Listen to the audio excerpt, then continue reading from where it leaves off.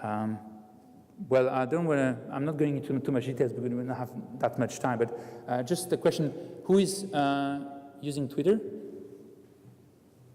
Okay, nice. Good. Who is using Twitter for your company?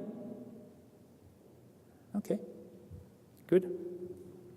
Yeah, I was very. I'm kind of the oldest in the agency, and everyone was coming to me like a year ago and saying, Twitter, Twitter, Twitter, and I said, oh, come on, leave me alone with Twitter.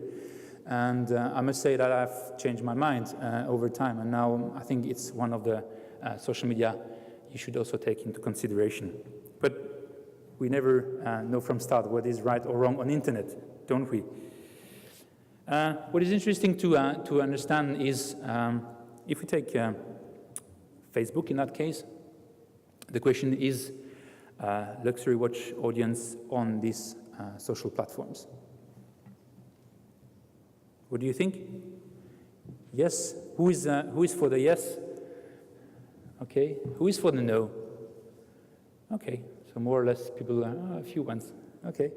What is interesting here is to see, again, I'm taking the same figures about how many % of the people which visited last month one of these websites is also on Facebook. Okay, so we see that the luxury, or the audience of your website is also on Facebook.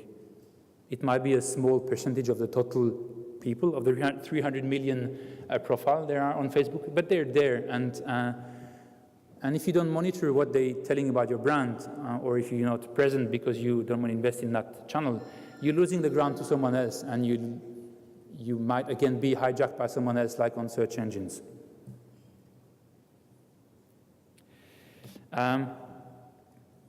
Yes, what is important, as I said, is to monitor that, because again, this same question was for these millionaires. How useful are each of the following sources in helping you learn about high-end or luxury products or brands? The first one is, again, internet. So someone said forums, and forums is one of the sources where people go to get some feeling about the product before they buy it. So if you don't monitor that and are aware of what people are saying about your brand online, you might be losing business from a day to another. And there are a few cases we could go through, but we don't have the time to do that this morning. So I'll just go further on.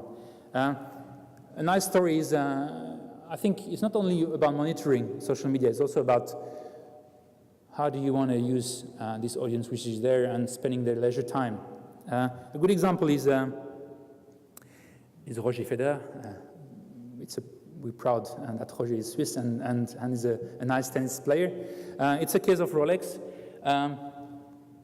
Basically, Roger has about 1 billion fans on Facebook, so about 1 billion fans are a fan of Roger, I think, if I remember well. We can check that afterwards. And he posted, or maybe his agency posted, a spot he did for Rolex on his fan page. What is interesting to see is basically the spot was produced, you had the production cost, and if you don't use the channel, you would have lost actually 28,000 people said, I like this video. Okay, so people were interacting with the video, and there were 28,000 people interacting with that, and 6,506 comments. That was yesterday at 11 o'clock. And the last one was 30 minutes ago, so people are still looking and watching the video and still commenting on it. So it's about network effect and the snowball effect. So if you use this kind of social media to place the content you produced anyway for other medias, it's a way to disseminate your information, but also to control the image you give to your brand. So one of the questions for all the luxury watch people which are hiring for expensive cost ambassadors is how many fans have they, and how many followers have they on Facebook, on Twitter, sorry. So one of the questions is taking now for your ambassadors also into consideration, are people popular in the population, and are they active in social media? So I think that's one point which you should be using. The last one before I finish is Louis Vuitton. They're quite active also on Twitter and on Facebook. Yesterday, they had their Women's 2010 Spring-Summer Fashion Show. So they were recording it naturally.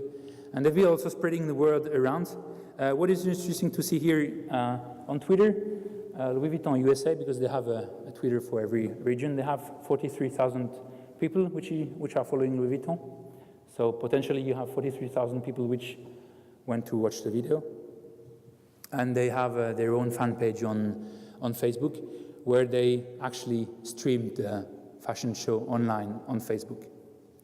And they have 722,000 fans, which received the message, hey guys, we're streaming the fashion show. They have potentially 720,000 people, which they can reach through social media. And naturally, well, they pushed also it on YouTube, but there wasn't so much views yesterday night at 11. It will come over time, I'm sure. Okay, to finish up, we're speaking about luxury digital marketing, but I think online is not everything, and I think we still need the old world of paper and interaction and flagship store to build up a brand. We cannot do everything online, so that's one thing we need to remember. But at the same time, people are spending more and more time online, so we should capture the audience there where they are. And Susan will certainly confirm that e-advertising also helpful to build a brand online. Search engines are a big opportunity, definitely. And use social media, because otherwise other people might use your brand to generate traffic to their website.